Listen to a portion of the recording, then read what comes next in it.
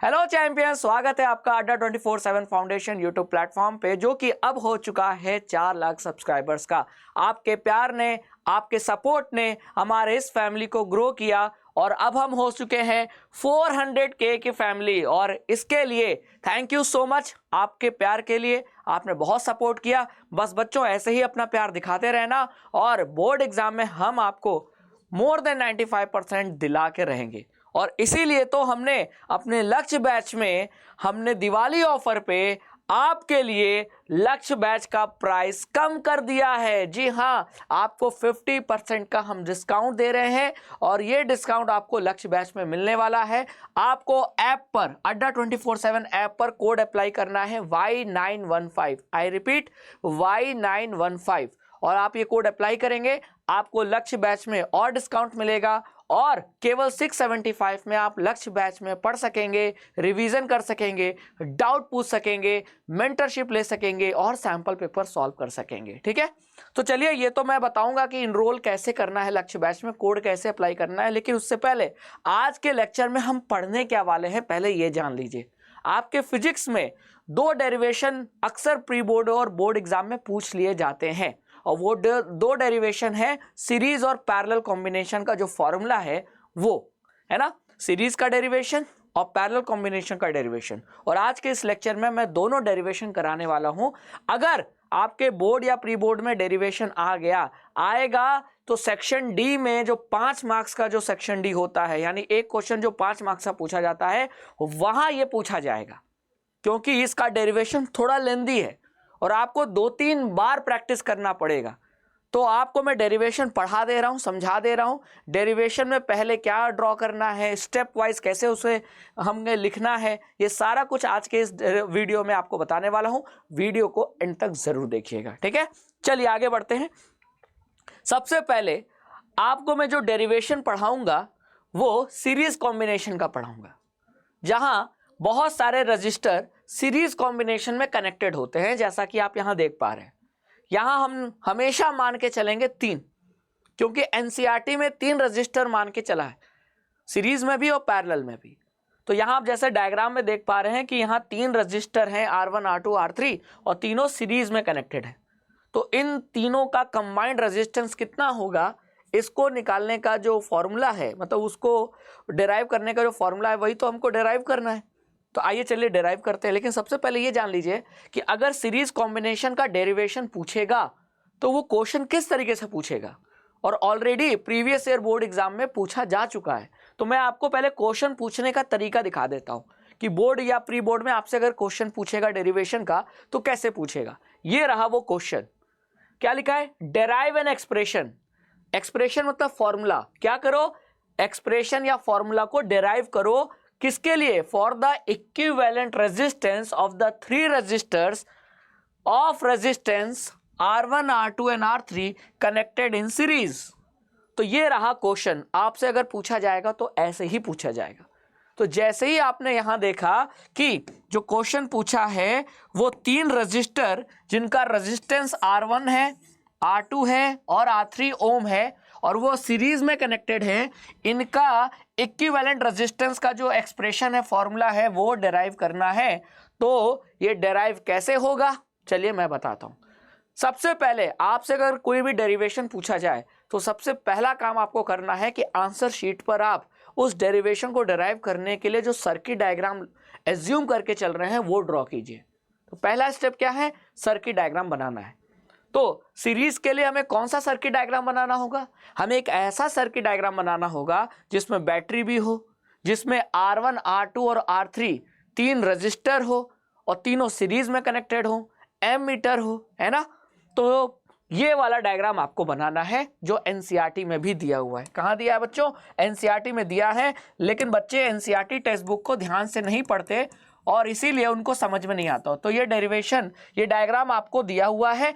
जब भी series combination का डेरिवेशन अगर आपसे पूछेगा तो डेरिवेशन को लिखने के लिए सबसे पहले आप डायग्राम बनाएंगे। ठीक है, आइए इस डायग्राम को थोड़ा ध्यान से देख लेते हैं।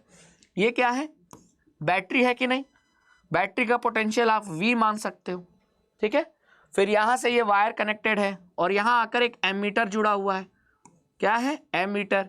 फिर यहां से ये 3 रजिस्टर R1, R2 और R3, ये तीनों रजिस्टर है, तीनों का रेजिस्टेंस कितना है R1, R2, R3, और तीनों किस में कनेक्टेड है, सीरीज में कनेक्टेड है। ठीक है, और इन दोनों पॉइंट के क्रॉस एक वोल्ट मीटर भी कनेक्टेड है, और ये वोल्ट मीटर पैरेलल में हमेशा कनेक्ट होता है, तो हमने यहां वोल्ट मीटर भी जोड़ रखा है। ठीक है, और फिर यहां लाकर एक क्लोज प्लग की हमने यहां जोड़ दिया है, और इस तरीके से ये कंप्लीट सर्किट बन गया। तो आपको सबसे पहला काम ये करना है कि ये सर्किट डायग्राम बनाना है। सर्किट डायग्राम में क्या क्या होना चाहिए, बैटरी होना चाहिए, एमीटर होना चाहिए, 3 रजिस्टर सीरीज में होने चाहिए, और उनके क्रॉस पोटेंशियल को मेजर करने के लिए वोल्ट मीटर पैरेलल में होना चाहिए, और एक क्लोज प्लग की होना चाहिए। ठीक है, अब आपने ये डायग्राम बना लिया, और यहां आपको ये भी दिखाना है कि सर्किट में कितना करंट फ्लो हो रहा है,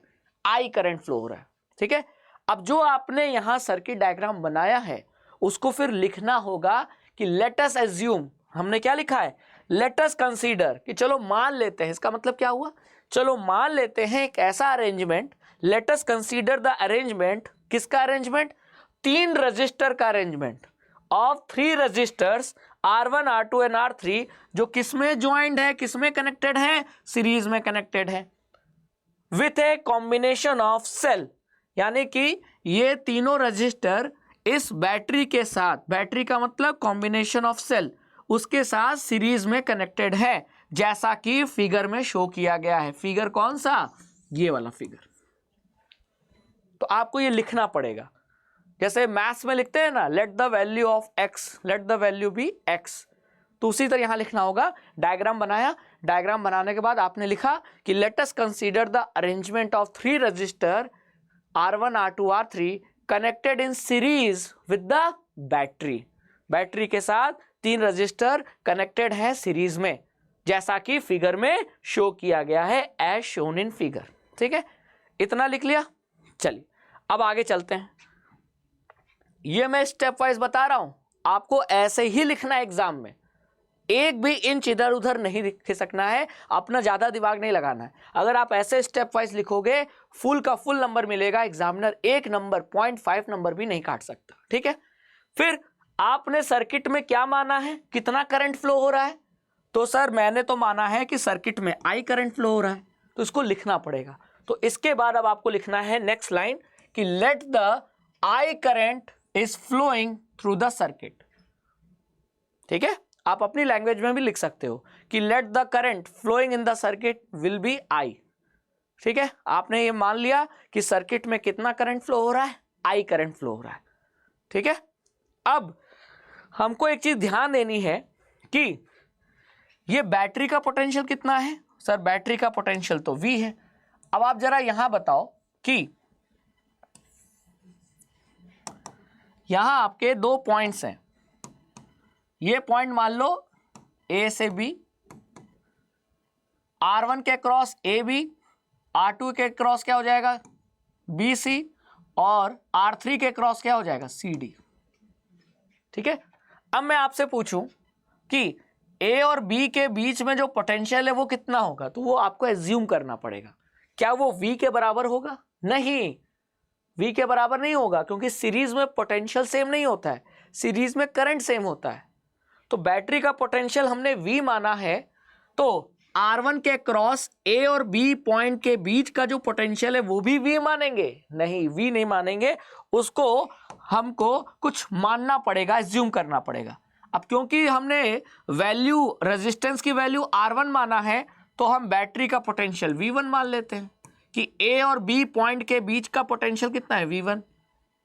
ठीक है, B और C के बीच का कितना पोटेंशियल मान लेते हैं V2, और C और D के बीच का पोटेंशियल V3।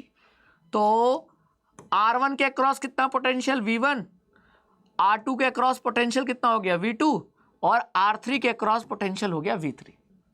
तो हम कहां तक लिख चुके थे, हमने कॉपी में यहां तक लिख लिया था कि सर्किट पे कितना करंट फ्लो हो रहा है I। अब हमको ये लिखना है कि let the potential difference between point A and B is V1, point B and C is V2, and point C and D is V3। अब आपको ये लिखना है। ठीक है, अब आपने लिख लिया तो आपका नेक्स्ट जो स्टेप है वो ये है। तो अब जरा रिकॉल करो, पहले क्या करेंगे, पहले सर्किट डायग्राम बनाएंगे। सर्किट डायग्राम बनाने के बाद हम क्या करेंगे, लिखेंगे कि let us consider the arrangement of 3 resistor R1 R2 R3 connected in series with the battery as shown in figure. फिर थर्ड स्टेप में क्या लिखेंगे, let I current be flowing in the circuit. फिर अगले स्टेप में क्या लिखेंगे कि let the potential difference between point A and B। अब पॉइंट A एंड B कहाँ है, तो आपको डायग्राम में थोड़ा दिखाना पड़ेगा। तो आपने ये जो डायग्राम दिखाया है इसमें डायग्राम में दिखा दो कि A और B पॉइंट R1 के क्रॉस है, B C पॉइंट R2 के क्रॉस हो गया और C और D पॉइंट R3 के क्रॉस हो गया। बात समझ में आ गई। तो A और B के बीच का पोटेंशियल डिफरेंस कितना है, V1, B और C के बीच में V2, C और D के बीच में V3। ठीक है। अब जब एक्सपेरिमेंट से पता लगाया कि अगर हम V1 और V2 और V3 की वैल्यू ऐड करते हैं, हमने क्या किया, हमने V1 प्लस V2 और V3 की वैल्यू जब ऐड किया, मान लेते हैं ये 2 वोल्ट, ये कितना 5 वोल्ट, ये 3 वोल्ट, तो जो टोटल वैल्यू कितनी आई 2 5, ये एज्यूम कर रहा हूं मैं, एज्यूम कर रहा हूं। तो मान लेते हैं V1 कितना था 2 वोल्ट, V2 कितना था 5 वोल्ट, V3 कितना था 3 वोल्ट। तो अगर तीनों को ऐड करें तो इन तीनों को ऐड करने पे कितना आएगा, 5 3 8 2 10 वोल्ट। और ये किसकी वैल्यू के बराबर आया, V के, V भी 10 वोल्ट था। तो वहां से पता चला एक्सपेरिमेंट से कि सर्किट में जो पोटेंशियल का ड्रॉप है या पोटेंशियल डिफरेंस है, यानी V1 V2 V3, अगर हम इन सभी को ऐड कर दें तो इनकी वैल्यू किसके इक्वल हो जाएगी, बैटरी के पोटेंशियल के इक्वल आ रही है। तो इसका मतलब मैं चाहूं तो लिख सकता हूं कि V equal to V1 V2 V3, है ना, लिख सकता हूं कि नहीं, क्योंकि इन तीनों का सम बैटरी के पोटेंशियल के इक्वल है। तो हमको नेक्स्ट लाइन में ये लिखना है कि फ्रॉम द एक्सपेरिमेंट, ये एक्सपेरिमेंट से पता चला, it was found that the potential difference of battery कितना है V is equal to the, किसके इक्वल है, sum of potential difference across each resistor. Each यानी R1 R2 R3। R1 के अक्रॉस पोटेंशियल कितना है V1, R2 के अक्रॉस कितना है V2, R3 के अक्रॉस V3। तो हर रजिस्टर, ईच रजिस्टर के अक्रॉस जो पोटेंशियल डिफरेंस है उसका सम किसके इक्वल है, बैटरी के पोटेंशियल के इक्वल है। तो फिर यहां से जो फॉर्मूला या इक्वेशन बनेगी वो क्या बनेगी, V equal to V1 plus V2 plus V3। यही आपकी सबसे इंपॉर्टेंट इक्वेशन है, सारा डेरिवेशन इसी से सॉल्व हो जाएगा। तो V equal to V1 plus V2 plus V3। V1 का मतलब R1 रजिस्टर के क्रॉस पोटेंशियल, V2 का मतलब R2 के क्रॉस पोटेंशियल और V3 का मतलब R3 रजिस्टर के क्रॉस पोटेंशियल। अब इन तीनों पोटेंशियल को मैं सम कर दूं, ऐड कर दूं, सम कर दूं यानी ऐड कर दूं, तो किसके इक्वल आ रहा है, बैटरी के पोटेंशियल V के इक्वल आ रहा है। ठीक है। अब आगे जो भी होगा इसी इक्वेशन, ये कौन सा इक्वेशन हो गया, इक्वेशन नंबर 1। अब इसी इक्वेशन में हम वैल्यू पुट करेंगे। अब आपको बस सिंपली क्या करना है, V की वैल्यू निकाल लो, V1 की, V2 की, V3 की, सबकी वैल्यू निकालकर इस इक्वेशन नंबर 1 में पुट कर दो, आपका जो डेरिवेशन है वो हो जाएगा। ठीक है। अब मुझे V का फॉर्मूला निकालना है। ठीक है। तो पहले हम V1 V2 V3 निकाल लेते हैं। V1 V2 V3। तो ओम्स लॉ ने हमको क्या सिखाया है बच्चों, ओम्स लॉ ने सिखाया है V इक्वल टू IR, है ना। तो V1, अब जरा सर्किट में देखो, यहां का पोटेंशियल क्या हो जाएगा, तो यहां का पोटेंशियल यानी V1 हो जाएगा, R1 में जो करंट गया तो R1 में कितना करंट जाएगा, तो सीरीज में करंट सेम होता है, तो जो करंट यहां है वही करंट यहां जाएगा, तो V1 हो जाएगा I इंटू R1। उसी तरह V2 कितना हो जाएगा, I into R2। V equal to IR, ये तो ओम्स लॉ से आया है ना, तो वही तो मैं ओम्स लॉ लगा रहा हूं। एक बार ओम्स लॉ यहां लगाया, एक बार यहां लगाया, एक बार यहां लगाया। तो जब यहां लगाया तो V1 equal to I into R1, V2 equal to I into R2 और V3 equal to I into R3। तो ये 3 इक्वेशन मिल गए हमको। V1 V2 V3 की वैल्यू मिल गई, वही तो मैंने यहाँ लिखा है कि V1 equal to I into R1, V2 equal to I into R2, V3 equal to I into R3। ठीक है, अब अगर आप इस सर्किट को थोड़ा सिंप्लीफाई कर लो, मैंने इन तीनों रजिस्टर को हटाकर एक रजिस्टर लगा दिया जिसका रेजिस्टेंस क्या है, R।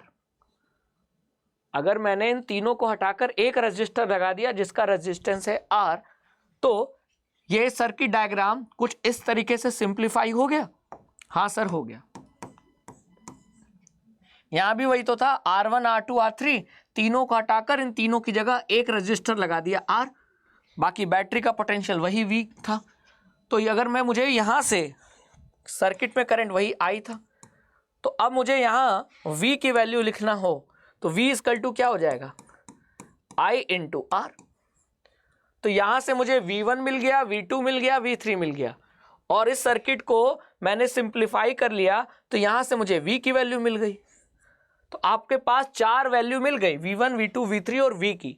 अब ये सारी वैल्यू कहां पुट करना है, कहां पुट करना है, इक्वेशन नंबर 1 में, इक्वेशन नंबर 1 में।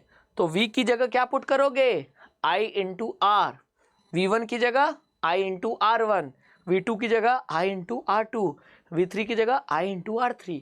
तो जब आप पुट करोगे तो ये इक्वेशन बनेगा। ये R मान लो या R इक्विवेलेंट मान लो, जो मानना है आप मान लो। हमने क्या माना था, हमने R मान लिया था, चाहो तो इसे R इक्विवेलेंट लिख लो, है तो इक्विवेलेंट रेजिस्टेंस ही। अब आप जब ये वैल्यू, सारी वैल्यू इक्वेशन नंबर 1 में पुट करोगे तो आप देख रहे हो सब में कॉमन चीज क्या है, सब में कॉमन है आपका I कॉमन है तो काट दो, और जब सब कट जाएगा तो इक्विवेलेंट रेजिस्टेंस R किसके इक्वल हो जाएगा, R1 plus R2 plus R3 के। और यही हमारा फॉर्मूला होता है सीरीज कॉम्बिनेशन का, जो कि हमने क्या कर लिया, डेराइव कर लिया। और ये रहा आपका डेरिवेशन कंप्लीट। सीरीज कॉम्बिनेशन का जो फॉर्मूला है वो कैसे डेराइव होता है वो मैंने आपको डेराइव करके बता दिया है ना। तो स्टार्टिंग से याद रखना, पहले क्या करेंगे, पहले सर्किट डायग्राम बनाएंगे, सर्किट डायग्राम को प्रॉपर लेबल करेंगे, फिर लिखेंगे कि let us consider the arrangement of 3 resistor connected with battery in series as shown in figure. फिर मानेंगे कि करंट की वैल्यू कितनी है सर्किट में, I। फिर तीनों रजिस्टर के अक्रॉस पोटेंशियल डिफरेंस कितना मानेंगे, V1 V2 V3। और ये एक्सपेरिमेंट से पता चला कि V1 V2 V3 की वैल्यू बैटरी के पोटेंशियल V के इक्वल है। तो फिर वहां से मैथमेटिकल एक इक्वेशन लिख लेंगे कि V equal to V1 V2 V3। ये इक्वेशन नंबर 1 हो गया। फिर V1 V2 V3 की वैल्यू निकालेंगे ओम्स लॉ से। तो यहां लिखोगे कि according to Ohm's law V1 की वैल्यू कितनी होगी, V2 की, V3 की, और V की कितनी होगी।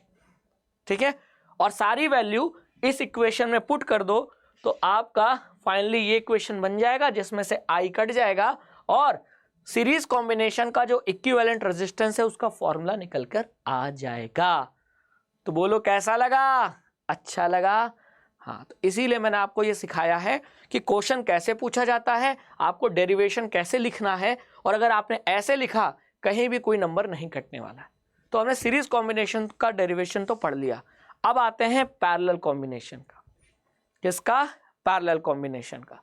कोई दिक्कत, कोई परेशानी है ना। आपको ये डेरिवेशन कोई नहीं पढ़ाता, कोई नहीं पढ़ाता, सिर्फ राघवेंद्र सर पढ़ाते हैं। क्योंकि ये सोच के कि इन केस कभी 5 नंबर में आपके सेक्शन डी में, सेक्शन डी कितने नंबर का होता है, 5 मार्क्स का होता है, वहां पूछा जाएगा। ये पूछा भी जाएगा, तो मैं बता भी दे रहा हूं कहां पूछा जाएगा, यहां पूछा जाएगा। क्योंकि डेरिवेशन बहुत बड़ा है, तो ना सेक्शन ए में आएगा, ना सेक्शन बी में, सी में, सेक्शन डी में आएगा 5 मार्क्स में। तो ये 5 मार्क्स हम क्यों जाने दें, हम तो पढ़ेंगे। अब आपके एग्जाम में या तो सीरीज पूछेगा या तो पैरेलल। तो सीरीज का तो हमने डेरिवेशन कर लिया। अब आते हैं पैरेलल कॉम्बिनेशन का डेरिवेशन। तो derivation of equivalent resistance of resistors, जो कि किस में कनेक्टेड है, पैरेलल कॉम्बिनेशन में कनेक्टेड है, जैसा कि आप यहां देख पा रहे हैं। पैरेलल कॉम्बिनेशन में क्या होती है, सबसे बड़ी खासियत पैरेलल कॉम्बिनेशन की होती है कि उसमें ब्रांचिंग होती है। क्या होती है, ब्रांचिंग। देख रहे हो, एक पॉइंट से 3 ब्रांच निकल रही है, एक पॉइंट से 3 ब्रांच निकल रही है और तीनों ब्रांच आगे चल के एक ही पॉइंट पर मिल जा रही है। तो एक पॉइंट से निकलकर एक पॉइंट पर मिल जाए तो ये कॉम्बिनेशन क्या हो गया, पैरेलल कॉम्बिनेशन। और यहां भी 3 ही रजिस्टर आप देख पा रहे हो, क्योंकि एनसीईआरटी में 3 ही का बताया भी गया है और आपसे पूछेगा भी तो 3 का मान के पूछेगा।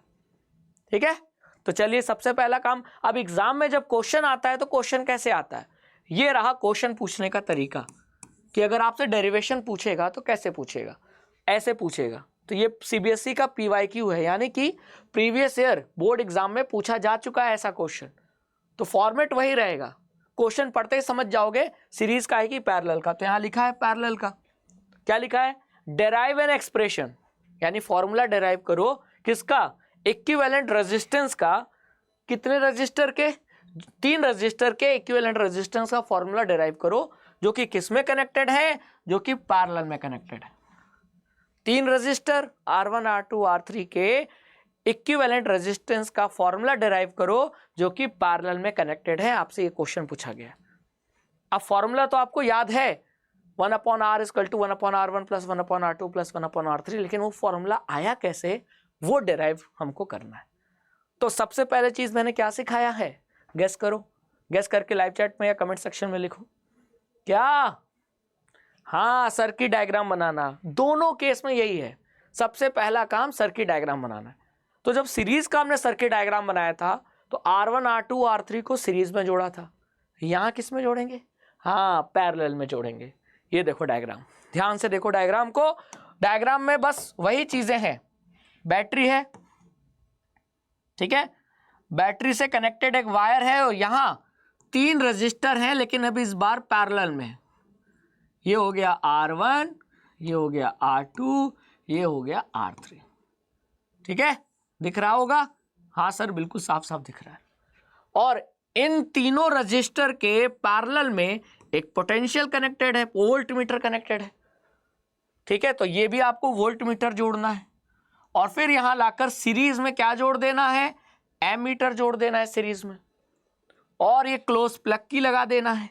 और बाकी ये बैटरी है, ये वायर है, और आपको सर्किट में ये दिखा देना है कि करंट कितना फ्लो हो रहा है, आई करंट फ्लो हो रहा है। ठीक है, ये वाला पॉइंट हो गया ए, ये वाला पॉइंट हो गया ए, ये वाला पॉइंट हो गया बी। कोई दिक्कत, कोई परेशानी? तो सबसे पहला ये सर्किट डायग्राम बनाना है। फिर तो जो आपने सर्किट डायग्राम बनाया है उसी को लिख देना है कि लेटस ऐसा अरेंजमेंट को कंसीडर कीजिए। तो लेटस कंसीडर, क्या कंसीडर करें, arrangement of 3 resistors R1 R2 R3 joined in parallel या connected in parallel combination with the battery as shown in figure। तो जैसा इस फिगर में दिखाया गया है वैसा अरेंजमेंट मानिए, कंसीडर कीजिए। तो ऐसी ही लाइन तो आपने सीरीज में भी लिखी थी, ऐसी ही लाइन आपको यहां भी लिखनी है, तरीका वही है, as shown in figure. Figure कौन सा, ये ऊपर वाला। ठीक है, तो आपको सबसे पहले डायग्राम बनाना, तो इसकी बार बार आपको प्रैक्टिस करनी पड़ेगी। बात को समझो, ऐसा नहीं है कि मैंने आपको डेरिवेशन बता दिया और अभी 10 मिनट बाद मैं बोलूं कि चलो डेरिवेशन पूरा लिखो तो आपको लिखना आ जाएगा। आपको डेरिवेशन की कम से कम 5 से 6 बार प्रैक्टिस करनी होगी। प्री बोर्ड के पहले 2-3 बार प्रैक्टिस कर लेना और बोर्ड एग्जाम के पहले कम से कम 2-3 बार प्रैक्टिस कर लेना। लिखकर पूरा स्टार्टिंग से लेकर एंड तक लिखने की प्रैक्टिस कर लेना, क्योंकि एग्जाम में नहीं भूलोगे तब, है ना। तो एग्जाम में मैंने आपको ना भूलने का तरीका बता दिया, बहुत सॉलिड तरीका है, बहुत काम आएगा। सबसे पहले क्या करना है, डेरिवेशन जब भी पूछेगा, राघवेंद्र सर ने हमें पढ़ाया है, सबसे पहले हम सर्किट डायग्राम बनाएंगे। लेकिन सर्किट डायग्राम ध्यान से बनाना, सीरीज में सीरीज का बनाना, पैरेलल में पैरेलल वाला बनाना, एक्सचेंज मत कर देना, नहीं तो बहुत बड़ी गलती हो जाएगी। क्वेश्चन को ध्यान से पढ़ लो कि डेरिवेशन किसका पूछा है। पैरेलल का पूछा है तो चलो पैरेलल का डेरिवेशन का सर्किट डायग्राम बनाते हैं। बैटरी बनाएंगे, 3 रजिस्टर R1 R2 R3 को पैरेलल में बनाएंगे, फिर उसके साथ पैरेलल में वोल्ट मीटर जोड़ेंगे, सीरीज में एमीटर जोड़ेंगे और एक क्लोज प्लग की जोड़ेंगे और सर्किट में करंट दिखा देंगे आई। और फिर लिख देंगे कि let us consider the arrangement of 3 resistor connected in parallel combination with the battery, जैसा कि शो किया गया है फिगर में। ठीक है, फिर नेक्स्ट स्टेप क्या लिखना है कि सर्किट में करंट कितना फ्लो हो रहा है, सर्किट में करंट कितना फ्लो हो रहा है, I, let the I current flowing in the circuit, फिर आपको ये लिखना है। लेकिन एक चीज बहुत गौर फरमानी है कि पैरेलल में करंट सेम नहीं होता। क्यों नहीं होता? अब देखो, बैटरी से करंट कितना निकला, आई करंट निकला, ये आई करंट यहां तक गया और यहां के बाद करंट क्या हो जाएगा, बट जाएगा, डिवाइड हो जाएगा। तो यहां तक तो आई करंट था, लेकिन अब क्या हो जाएगा, अब वो करंट बट जाएगा। R1 में मान लेते हैं कितना करंट गया, तो आपको ये मानना पड़ेगा। तो R1 में I1 करंट गया, I2 में कितना गया, R2 में कितना गया, I2 गया, R3 रजिस्टर में कितना गया, I3 गया। तो ये जो आपने सपोज किया है ये लिखना पड़ेगा कि let current I1, I2, I3 flows in the resistor R1, R2, R3 respectively. तो वही चीज यहां लिखा है कि current I1, I2 and I3 are flowing respectively through resistor R1, R2, R3। तो R1 में कितना करंट गया, I1, R2 में I2, R3 में I3। तो ये आपको सपोज करना पड़ेगा या कंसीडर करना पड़ेगा। ठीक है, फिर ये एक्सपेरिमेंट से पता चला, आपको एक्सपेरिमेंट से पता चला कि जब हमने तीनों करंट की वैल्यू को ऐड किया, यानी I1 plus I2 plus I3, जब तीनों करंट की वैल्यू ऐड किया तो ये करंट की वैल्यू किसके बराबर मिली, सर्किट में टोटल करंट के। टोटल करंट कितना माना था हमने, I माना था, उसके इक्वल मिली। तो जब उसके इक्वल मिली तो ये आपका इक्वेशन बन गया, यही मेन इक्वेशन है। जैसे पैरेलल सीरीज वाले में मेन इक्वेशन क्या था, ये मेन इक्वेशन था V equal to V1 plus V2 plus V3, और इसमें हमने वैल्यू पुट की थी, तब जाकर मेरा फॉर्मूला आया था। तो उसी तरह जो हमारा पैरेलल कॉम्बिनेशन का है फॉर्मूला, उसके लिए जो मेन इक्वेशन है वो ये equation I equal to I1 plus I2 plus I3। तो पहले सर्किट डायग्राम बनाया आपने, सर्किट डायग्राम बनाने के बाद ये लिखा कि let us consider the arrangement, जिसमें 3 रजिस्टर बैटरी के साथ पैरेलल कनेक्टेड है, जैसा कि फिगर में दिखाया गया है। फिगर आपका यहाँ ऊपर है। फिर आपको लिखना पड़ेगा let I current flowing in the circuit, या let the total current flowing in the circuit be I, और फिर R1 में, R2 में, R3 में कितना माना आपने, I1, I2, I3 माना, वो भी आपको लिखना पड़ेगा। Let the current I1 flows in R1, I2 in R2, I3 in R3। ठीक है, potential difference in the circuit is V and the current flowing through the circuit is I। ये सब मान लिया। हाँ, अब आगे चलते हैं। और ये एक्सपेरिमेंट से पता चला कि जब हमने I1, I2, I3 करंट की वैल्यू को ऐड किया तो वो जो फाइनल टोटल वैल्यू है वो सर्किट में जो टोटल करंट I था उसके बराबर मिला। तो वो लिखने के बाद आपको ये इक्वेशन लिखना पड़ेगा जो कि मेन इक्वेशन है। तो ये इक्वेशन नंबर 1 हो गया। अब यही आपका मेन इक्वेशन है, यहां मैं लिख देता हूं मेन इक्वेशन। ठीक है, अब आपको इसी मेन इक्वेशन में क्या करनी है, वैल्यू पुट करनी है। तो I की वैल्यू निकाल लो, I1 की निकाल लो, I2 की निकाल लो, I3 की निकाल लो और वैल्यू पुट कर दो। ठीक है, अब अगर आप मान लो कि आपने इन तीनों रजिस्टर की जगह एक रजिस्टर लगाया, तीनों को हटाया और एक रजिस्टर लगाया है, और उसका रेजिस्टेंस कितना है, उसका रेजिस्टेंस है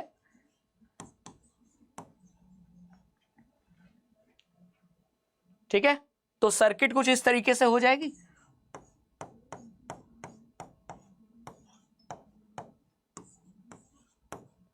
हो जाएगी कि नहीं, हाँ सर हो जाएगी।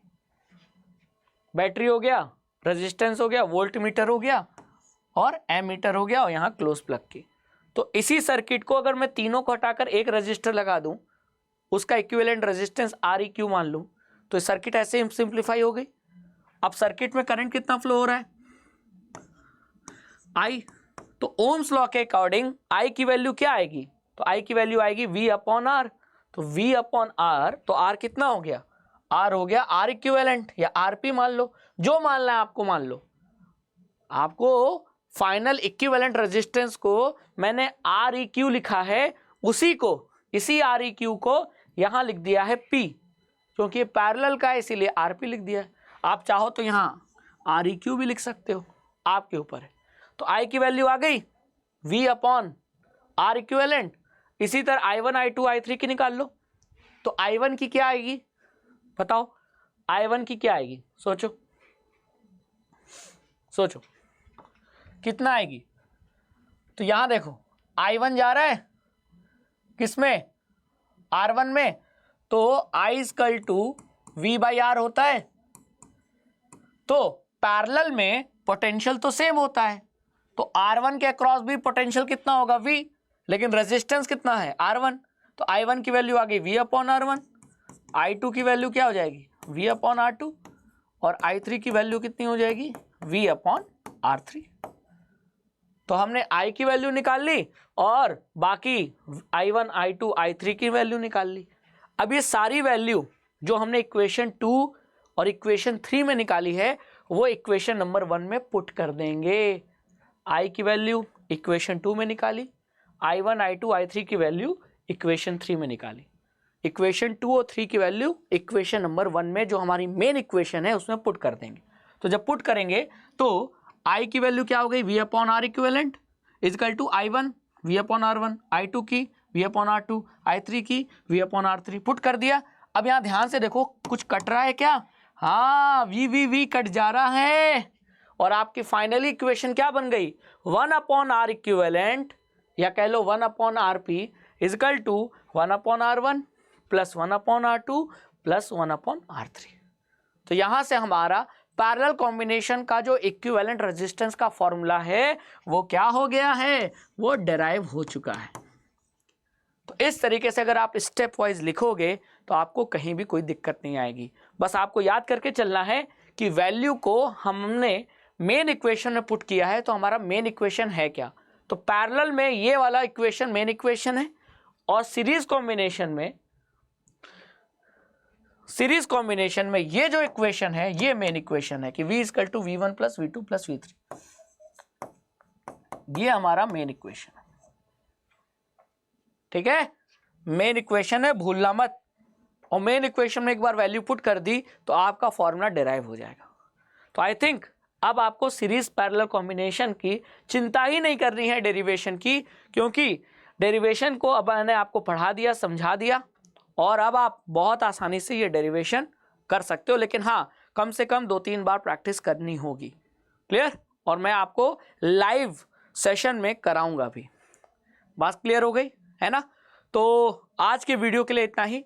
हाँ, लक्ष्य बैच में हमने आपके लिए दिवाली ऑफर, हो सकता है ये लक्ष्य बैच, क्योंकि अगर आपने अभी इनरोल नहीं किया है तो ये लक्ष्य बैच आपके लिए रामबाण साबित हो सकता है, जिससे आपके प्री बोर्ड और बोर्ड की में 95% आराम से आएंगे। लेकिन आपको लक्ष्य बैच में इनरोल होकर इसके फायदे उठाने होंगे। और दिवाली ऑफर है, दिवाली का सीजन था, दिवाली ऑफर के लिए हमने इस बैच की प्राइस और कम कर दी है 675 में, केवल और केवल मात्र 675 में आप ये लक्ष्य बैच में इनरोल कर सकते हैं बाय अप्लाइंग कोड Y915। और मैं कोड कैसे अप्लाई करना है वो मैं बता देता हूं। आपको वीडियो के डिस्क्रिप्शन में मिल जाएगा लक्ष्य बैच का लिंक। जब लिंक पे क्लिक करोगे तो आपका कुछ ऐसा ऐप पर, अड्डा 24/7 ऐप पर आपका ये लक्ष्य बैच का पेज ओपन हो जाएगा जब लिंक पे क्लिक करोगे। और जब आप बाय नाउ पे जाओगे तो आपसे कहेगा कूपन कोड एंटर करने को। तो मैंने यहाँ कूपन कोड आपको क्या बताया है, मैंने यहाँ आपको कूपन कोड बताया है Y915। मैं यहाँ लिख भी देता हूँ, Y915। अगर आपने ये कोड अप्लाई किया तो आपको ये 50% का डिस्काउंट मिलेगा। अब मैं कूपन कोड अप्लाई करके दिखाता हूँ। ये रहा कूपन कोड, यहाँ मैंने अप्लाई कर दिया Y915। ठीक है, और जैसे ही इसको मैं अप्लाई करता हूँ, यहाँ आप देख पा रहे हो कि जो बैच की प्राइस है वो 1350 से रिड्यूस होकर 675 हो गई। तो अभी जाइए लक्ष्य बैच में इनरोल कीजिए, क्योंकि क्लासेस ऑलरेडी स्टार्ट हो चुकी हैं और अब तो ये और ज़्यादा कम प्राइस पे आपको मिल रहा है, अफोर्डेबल प्राइस से मिल रहा है, डिस्काउंटेड प्राइस पे मिल रहा है। और लक्ष्य बैच में आपको पर्सनल मेंटरशिप, सैम्पल पेपर, आपको डाउट क्लासेस, रिवीजन क्लासेस और भरपूर क्वेश्चन की प्रैक्टिस कराई जाएगी और आपके प्री बोर्ड और बोर्ड की तैयारी इसी लक्ष्य बैच से होगी। तो अभी जाइए, इनरोल कीजिए और अपने एग्ज़ाम में, अपने बोर्ड एग्ज़ाम में और अपने प्री बोर्ड एग्ज़ाम में मोर देन 95% लाइए। Thank you so much.